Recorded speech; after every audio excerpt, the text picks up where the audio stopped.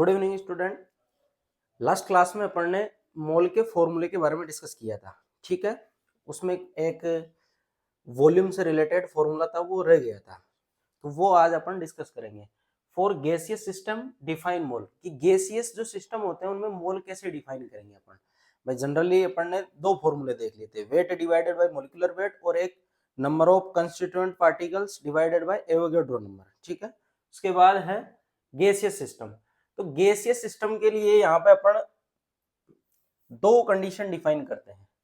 एक है एसटीपी, इसको बोलते हैं स्टैंडर्ड टेम्परेचर एंड प्रेशर। अगर मैं यहाँ पे बात करूं स्टैंडर्ड टेम्परेचर प्रेशर की, तो प्रेशर यहाँ पे लिया जाता है 1 बार। प्रेशर कितना लिया जाता है? 1 बार। और टेम्परेचर लिया जाता है यहाँ पे 273.15 केल्विन। अगर मैं इस फॉर्मूले से एक मोल गैस का वॉल्यूम निकालता हूं तो वो कितना आएगा? यहाँ पे 22.7 लीटर आएगा। वो कैसे? आपने पढ़ा होगा ideal gas equation. Ideal gas equation, ideal gas equation की अगर मैं बात करूं तो आइडियल गैस इक्वेशन कौन सी होती है? पीवी बराबर एनआरटी। आपने पढ़ा होगा पीवी इक्वल टू एनआरटी। अगर मैं यहाँ पे मोल डिफाइन कर रहा हूं कि 1 मोल का वॉल्यूम क्या होगा, ठीक है, वॉल्यूम के रेफरेंस पे अपन यहाँ मोल डिफाइन करेंगे। तो यहाँ पे एन की वैल्यू में क्या रख देता हूँ? 1 रख देता हूँ। तो पीवी इक्वल टू क्या आएगा? आरटी, यही आएगा। अब इस फॉर्मूले से अपन को क्या निकालना है? वॉल्यूम निकालना है। तो V इक्वल टू क्या हो जाएगा? RT upon P। और R की जो वैल्यू है, लास्ट जो क्लास थी उसमें मैंने सारी की सारी जो इसकी वैल्यू होती है वो सब डिस्कस की थी कि R की 8.321 एक जूल में वैल्यू होती है, R की वैल्यू होती है 0.0831 बार लीटर में, और एक वैल्यू होती है 0.0821 वो होती है लीटर एटीएम में। तो तीनों वैल्यू मैंने वहां पे लिखवा रखी है आर की। तो यहाँ पे बार में अपन प्रेशर रख रहे हैं ना, तो यहाँ पे बार वाली वैल्यू आएगी। तो आर की वैल्यू कितनी रखेंगे यहाँ पे अपन? वो रखेंगे 0.0821, सॉरी 0.0831, 0.0831 रखेंगे यहाँ पे। उसके बाद टेम्परेचर यहाँ पे कितना रखेंगे अपन? 273 केल्विन। और प्रेशर कितना रखेंगे? 1 बार। तो ये जो 8.31 है इसमें बार की टर्म आती है, उससे वो बार कट जाएगा। तो अगर मैं इस पूरी की पूरी टर्म को सोल्व करता हूं तो इसकी वैल्यू आती है 22.7 लीटर, ये वैल्यू आएगी। और ये कितने मोल की वैल्यू आ रही है? 1 मोल की। तो 1 मोल गैस कोई सी भी हो 8 एसटीपी पे कितना वॉल्यूम ऑक्यूपाई करती है? वो 22.7 लीटर। गैस चाहे डायएटॉमिक हो, ट्राइएटॉमिक हो, या पॉलीएटॉमिक हो, या मोनोएटॉमिक हो, जैसे हीलियम होती है, नियोन होती है, ऑर्गन होती है, कोई सी भी गैस हो, अगर आप एसटीपी पे उसको डिफाइन कर रहे हो तो उसका 1 मोल है वो 22.7 लीटर वॉल्यूम क्या करेगा? ऑक्यूपाई करेगा।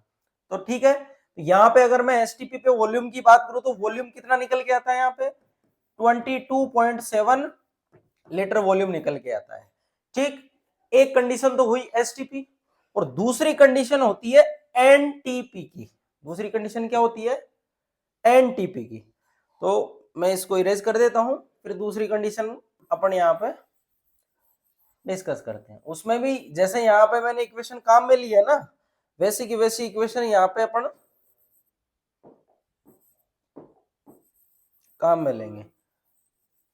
और उसमें वॉल्यूम जो आएगा वो देखते हैं कितना आता है। तो दूसरी कंडीशन है अपनी एनटीपी, ये है normal temperature and pressure. Normal temperature and pressure, सामान्य ताप और दाब। अगर मैं यहाँ पे इसको डिफाइन करूं तो यहाँ टेम्परेचर जो रहेगा वो रहेगा 273.15 केल्विन। टेम्परेचर में कोई चेंज नहीं है। अगर मैं बात करता हूं यहाँ पे प्रेशर की, तो प्रेशर यहाँ अपन लेंगे 1 एटीएम, एटमॉस्फेरिक प्रेशर की अपन यहाँ पे बात करेंगे, ठीक है। अब फॉर्मूले से अगर मैं यहाँ पे सारी वैल्यू उसमें रख के वॉल्यूम को कैलकुलेट करूं तो पीवी इक्वल टू क्या होता है? एनआरटी। एन की वैल्यू वही 1 रखनी है। तो n की वैल्यू आप 1 रखोगे तो 1 मोल के लिए आप वॉल्यूम डिफाइन कर लोगे, तो v क्या होगा RT अपॉन P। अब R की वैल्यू ध्यान रखना, यहाँ पे आपको क्या रखनी है 0.0821 लीटर एटीएम पर जूल केल्विन वाली रखनी है, यहाँ बार वाली वैल्यू नहीं रखनी है क्योंकि वो कैंसिल आउट नहीं होगी। आपको बता देता हूं मैं, बार और ये जो एटीएम है दोनों में फर्क होता है। 1 एटीएम इक्वल होता है 1.03 बार के, तो दोनों में फर्क होता है माइनर सा। ऐसे तो अपन इक्वली ले लेते हैं लेकिन थोड़ा बहुत फर्क होता है, और वो फर्क यहाँ पे वॉल्यूम में आपको दिखाई देगा। तो आर की वैल्यू 0.0821 एटीएम लीटर में पूरी लिख देता हूं। अब वैल्यू इसकी केल्विन, ये मोल। टेम्परेचर किस में आएगा केल्विन में, कुछ कितना है 273.15 केल्विन। तो केल्विन से देखो केल्विन कट गया, और वहां पे अपन 1 मोल ले रहे हैं ना यहाँ पे, तो मोल से वो मोल कट जाएगा। या आप मोल को अगर नहीं भी काटो तो भी लीटर पर मोल आ जाएगा वो, यानी ऑलरेडी डिफाइन हो जाएगा कि पर मोल का वॉल्यूम कितना आ रहा है, वो जो यहाँ से सोल्व करेंगे वो वैल्यू आ जाएगी। प्रेशर कितना होगा 1 एटीएम, तो देखो एटीएम से एटीएम कट गया तो लीटर पर मोल बच जाएगा। तो वॉल्यूम कितना आता है इसको जैसे सोल्व करेंगे तो ये आता है 22.4 लीटर पर मोल, यानी 1 मोल का वॉल्यूम कितना आ गया 22.4 लीटर। अगर आप एनटीपी पे कोई सी भी गैस का 1 मोल लेते हो तो वो 22.4 लीटर वॉल्यूम ऑक्यूपाई करती है। आई बात समझ में? ठीक है, तो ये एनटीपी, एक्चुअल में ये एसटीपी का ही वर्जन है। ये एक्चुअल में क्या है एसटीपी का ही वर्जन है। ठीक है, आज रिसेंटली अपन इनको 22.4 लीटर को पढ़ते हैं। आज जनरली अगर आपके एग्जाम में जैसे वो कोई कंडीशन नहीं दे, जैसे एसटीपी एनटीपी उसने नहीं दिया, कुछ भी नहीं दिया, और उसने बोल दिया है कि 2 मोल कोई नाइट्रोजन है या कोई अमोनिया है या कोई सी भी गैस है तो वो कितना वॉल्यूम ऑक्यूपाई करेगी, तो आपको कौन सा वाला यूज में लेना है 22.7 लेना है या 22.4। अगर वो कुछ नहीं देता है तो आपको एनटीपी एज ए मान के हुए चलना है ना 22.4 लीटर, ये मानते हुए आपको उसको सोल्व करना है। क्योंकि सबसे पहले एनटीपी वाली जो कंडीशन है, एनटीपी वाली यही डिस्कवर हुई है, सारे के सारे डाटा अपन के इसी के हैं। ठीक है, एसटीपी को अपन बोल सकते हैं कि ये न्यू वर्जन है। ठीक, तो अपन को क्या मानते हुए सोल्व करना है 22.4 लीटर मानते हुए सोल्व करना है। तो यहां से अपन फॉर्मूला आराम से डिराइव कर सकते हैं। देखो इधर मैं यहाँ साइड में लिख देता हूँ या मैं इसको इरेज कर देता हूँ, आप नोट डाउन करिए।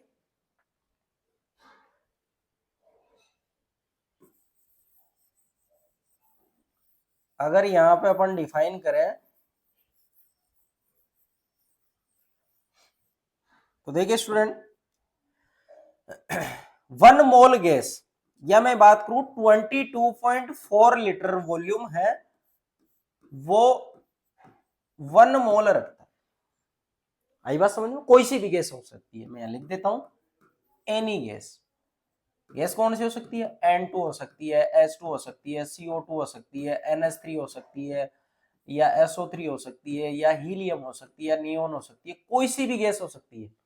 उसका 1 मोल 22.4 लीटर ऑक्यूपाई करता है एट एनटीपी पे। ठीक है, अगर मैं यहाँ 1 लीटर के लिए निकालूं तो कितना हो जाएगा 1/22.4 यही होगा। अगर मैं V लीटर के लिए निकालता हूं तो कितना हो जाएगा, V लीटर के लिए निकालेंगे तो इसको V से मल्टीप्लाई कर देंगे तो V 22.4 लीटर, इतने मोल उसमें रहेंगे। ठीक है, V लीटर में कितने मोल रहेंगे इतने। तो फॉर्मूला बना सकते हो आराम से आप, क्या हो जाएगा नंबर ऑफ मोल्स के लिए फॉर्मूला क्या हो जाएगा, वो हो जाएगा V डिवाइडेड बाय 22.4 ये लीटर।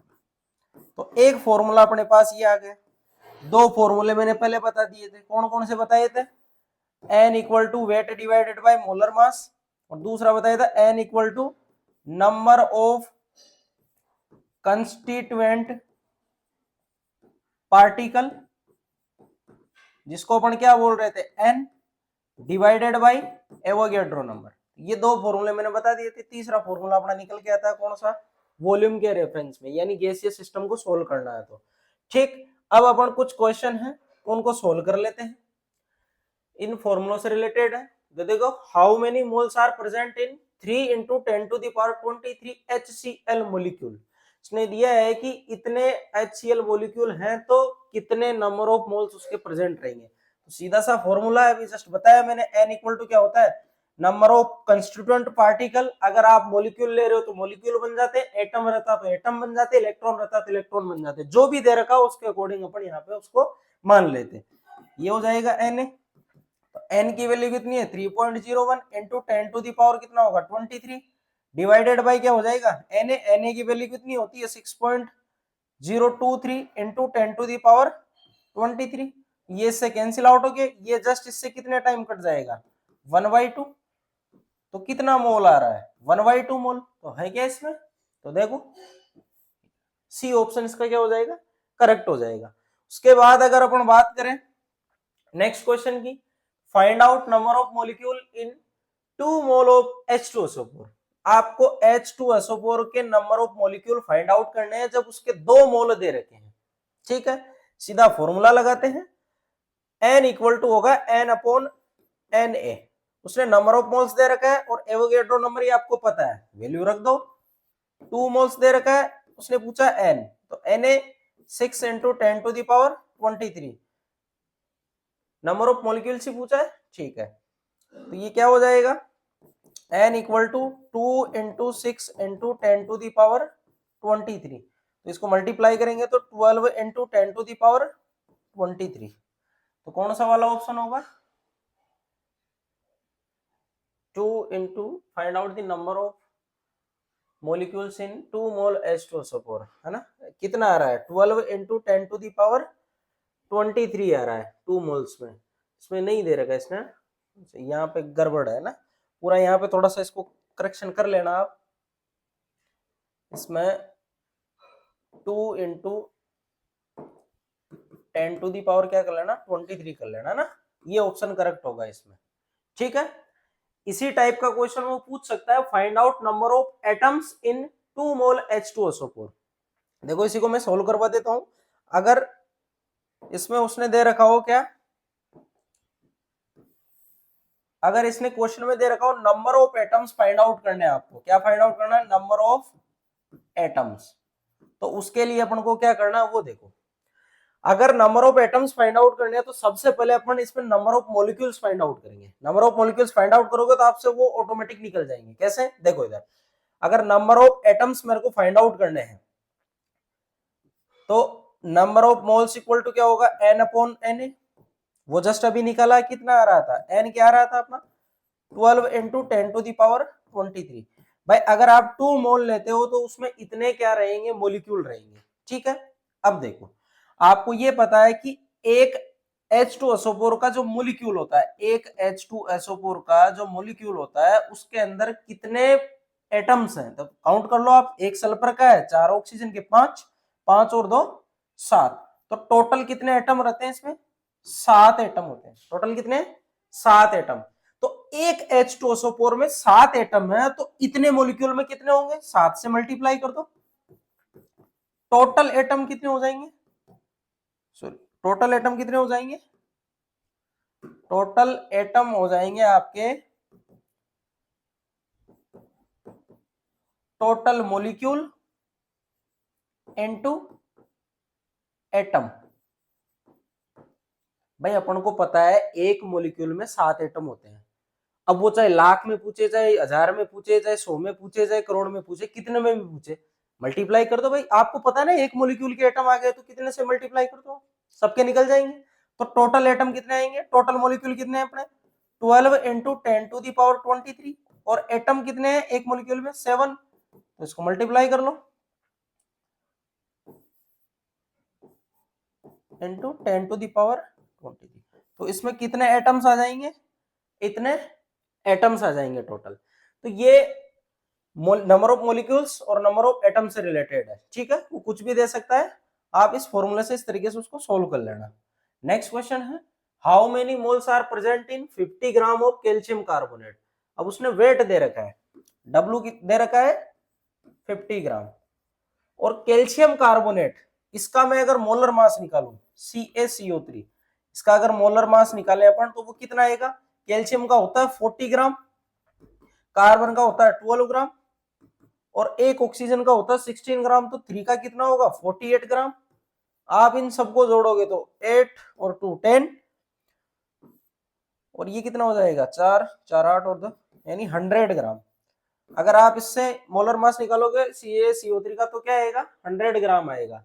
अब आपको वेट दिया हुआ है और इसने मोलर मास, आप उससे कैलकुलेट कर लोगे तो नंबर ऑफ मोल्स आराम से फाइंड आउट हो जाएंगे। क्या होता है वेट डिवाइडेड बाय मोलर मास या मोलिकुलर वेट। अगर मोलिक्यूल दे रखा है तो 50 डिवाइडेड बाय 100, तो ये कितने टाइम कटा 2 टाइम, तो 1/2 मोल्स या 0.5 मोल्स इसमें दे रखा होगा 0.5, ये करेक्ट हो जाएगा।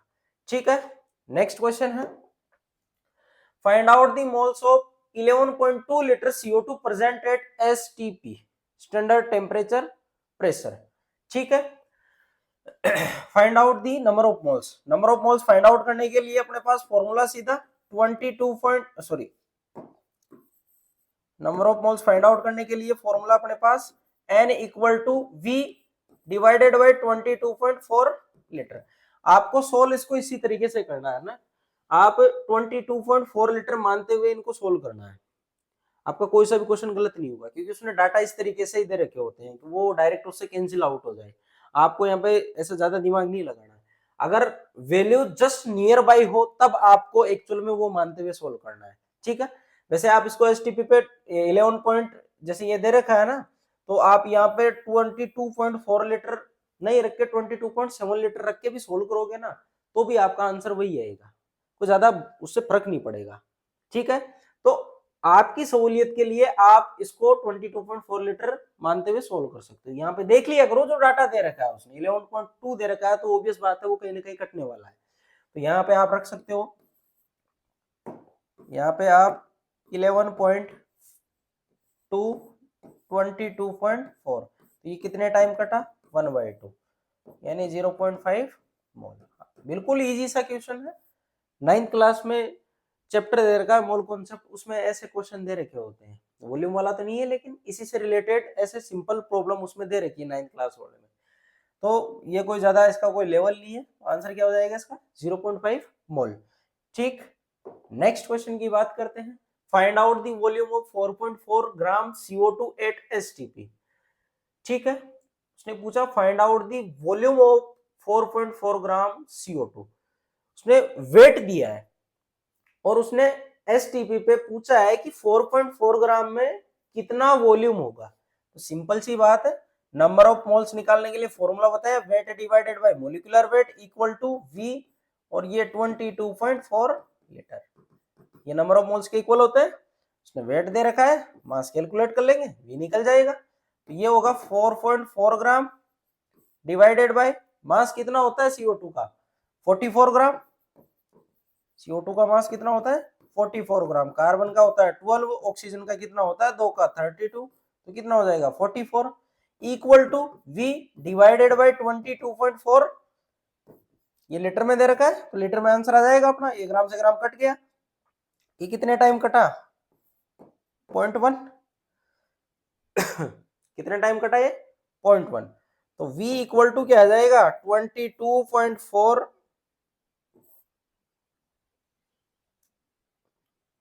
और कितना आ जाएगा ये ना 22.4, इसको सोल्व करना, एक सेकंड मैं इधर लिख देता हूं। तो V इक्वल टू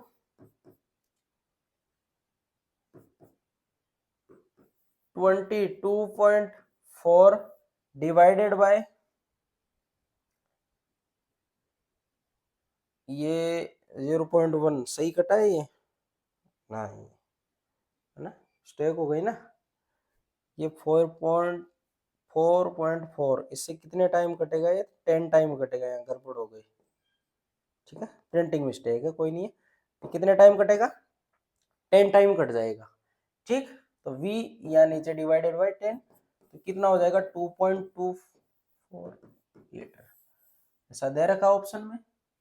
ये 22.44 ये 4 ये वाला, ये इसका क्या हो जाएगा करेक्ट आंसर हो जाएगा। ठीक है, आप दूसरे तरीके से भी कर सकते हो, वेट दे रखा तो पहले आप उससे नंबर ऑफ मोल्स निकाल सकते हो, नंबर ऑफ मोल्स निकाल के उसको इक्वल कर दो फिर इसके। ठीक है, 4.4 में कितने मोल्स आएंगे इसके? 1/10 मोल आएंगे। 1/10 मोल से आप आराम से कर सकते हो उसको। ठीक, नेक्स्ट क्वेश्चन की बात करें। नेक्स्ट क्वेश्चन है find out volume of 1.5 moles of SO3 gas at STP। Find out the volume of 1.5 moles. अपन को 1.5 मोल SO3 गैस दे रही है, वॉल्यूम फाइंड आउट करना है। V equal 22.4 litre. N दे रखा उसने 1.5 इक्वल टू V 22.4। तो V कितना आ जाएगा? 22.4 इंटू 1.5। तो इसको इससे मल्टीप्लाई करेंगे तो कितना आएगा? लगभग डबल कितना होता है? 44.8। तो 44.8 और 224 के बीच का देखो कहाँ दिखाई दे रहा है, ये ना 33.6 है ना। तो ये आ जाएगा 33.6 लीटर वॉल्यूम इसका करेक्ट आंसर होगा। ठीक, उसके बाद नेक्स्ट क्वेश्चन है find out number of atom in 5.6 litre SO3 gas. देखो मैंने H2SO4 में भी ऐसा क्वेश्चन करवाया है। ठीक है, 5.6 लीटर SO3 गैस में आपको number of atom find out करने हैं। अब ये थोड़ा अपन बोल सकते हैं कि ये थोड़ा सा ठीक टाइप का क्वेश्चन है ना। तो नंबर ऑफ मोल्स निकालना है पहले अपन को। V अपॉन 22.4 लीटर, ये क्या हो जाएगा? 5.6 डिवाइडेड बाय 22.4। तो ये कितने टाइम कटा? ये लगभग कितने टाइम कट गया? 4 टाइम। तो n क्या आ गया अपने पास? 1/4। n क्या आ गया अपने पास? 1/4। यानी यहां से अपन ने नंबर ऑफ मॉलिक्यूल्स डिफाइन कर लिए, sorry number of moles define कर लिया। अब नंबर ऑफ मोल से अपन क्या निकालेंगे? नंबर ऑफ मॉलिक्यूल निकालेंगे। नंबर ऑफ मॉलिक्यूल पता चल गया तो अपन को पता है एक मॉलिक्यूल के अंदर तीन ऑक्सीजन के और एक सल्फर के, टोटल 4 एटम होते हैं। तो कितने मॉलिक्यूल इसके आएंगे उसके हिसाब से मल्टीप्लाई कर लेंगे। ठीक, तो यहां से नंबर ऑफ मोल्स डिफाइन हो गया, तो नंबर ऑफ मोल्स की हेल्प से अपन क्या निकाल लेंगे? नंबर ऑफ पार्टिकल्स या नंबर ऑफ मॉलिक्यूल्स। तो वो क्या आएगा? 1/4 equal to n upon 6 into 10⁻23। तो n इक्वल टू कितना आ जाएगा?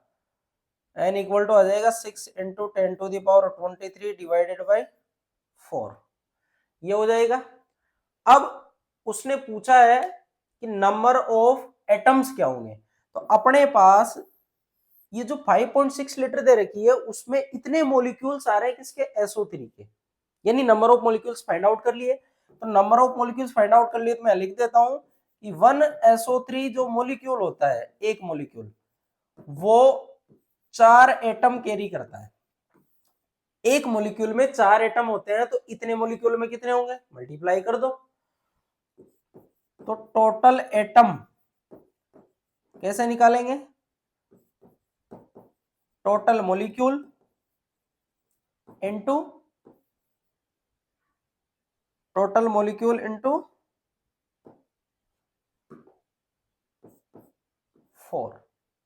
क्योंकि अपन को पता है एक मॉलिक्यूल में 4 एटम होते हैं। तो टोटल मॉलिक्यूल कितने आए थे? 6 into 10⁻23 divided by 4।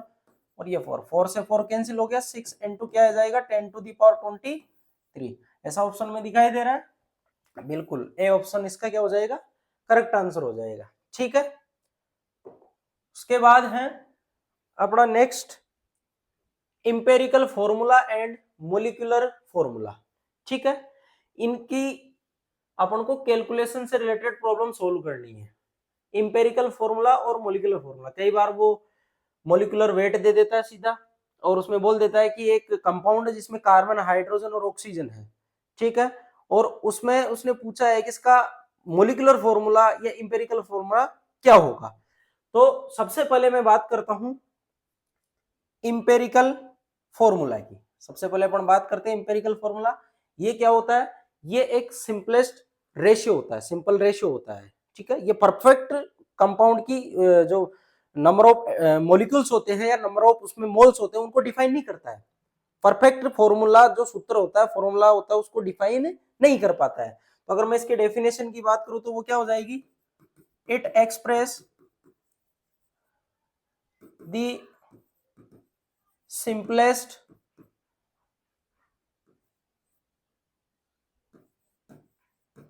whole number of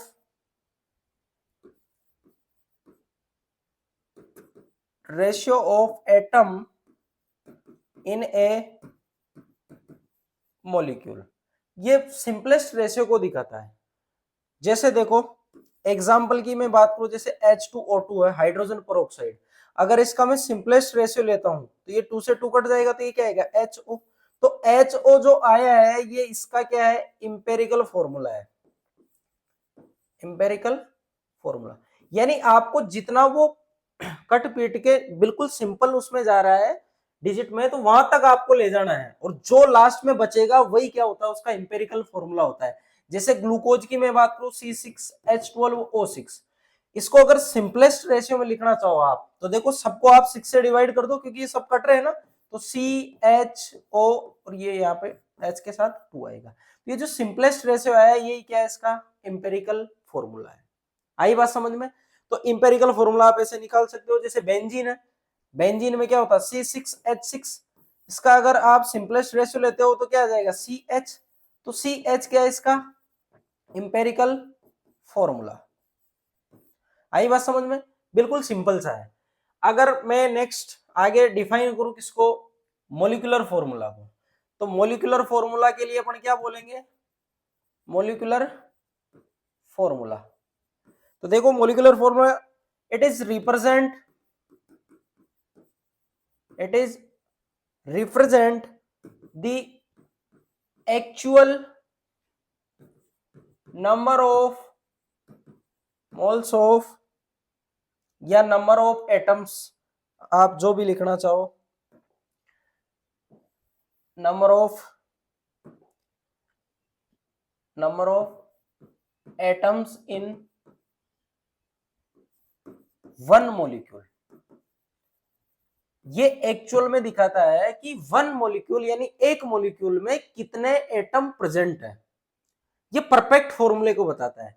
जैसे C6H12O6 ये जो लिखा है ये नेचर में इसी फॉर्म में एग्जिस्ट करता है। कार्बन 6 ही रहेंगे, हाइड्रोजन 12 ही रहेंगे, ऑक्सीजन 6 ही रहेंगे। ये ग्लूकोज का फॉर्मूला होता है, फिक्स है, कार्बन, हाइड्रोजन और ऑक्सीजन। तो ये जो इसमें नंबर ऑफ एटम्स जो फिक्स आए हैं सारे के सारे, इनसे रिलेटेड जो फॉर्मूला आएगा उसको अपन क्या बोलेंगे, मोलिकुलर फॉर्मूला। अब मोलिकुलर फॉर्मूला और इंपेरिकल फॉर्मूला में क्या रिलेशन होता है, उसका एक सिंपल सा फॉर्मूला है। मोलिकुलर फॉर्मूला इक्वल टू होता है number of moles into empirical formula. ठीक है, या आप इसको एन फैक्टर भी बोल लेते हो। यहाँ अपन फैक्टर निकालेंगे, अभी एन की वैल्यू निकालेंगे। एक्चुअल में तो नंबर ऑफ मोल्स होता है, या नंबर ऑफ आप एटम्स बोल सकते हो उनको। अगर यहाँ पे एन की वैल्यू निकालते हो आप तो ये क्या जाएगा, molecular formula divided by equivalent empirical formula. तो यहां से आप इसको डिफाइन कर सकते हो, एन इक्वल टू क्या हो जाएगा, molecular formula divided by empirical formula. अब नेक्स्ट अगर अपन बात करें इससे रिलेटेड प्रॉब्लम की, तो सिंपल एक क्वेश्चन लेते हैं अपन। तो क्वेश्चन है, ए compound contain carbon, hydrogen and oxygen. उसमें क्या क्या है, कार्बन है, हाइड्रोजन है और ऑक्सीजन है। It's molecular weight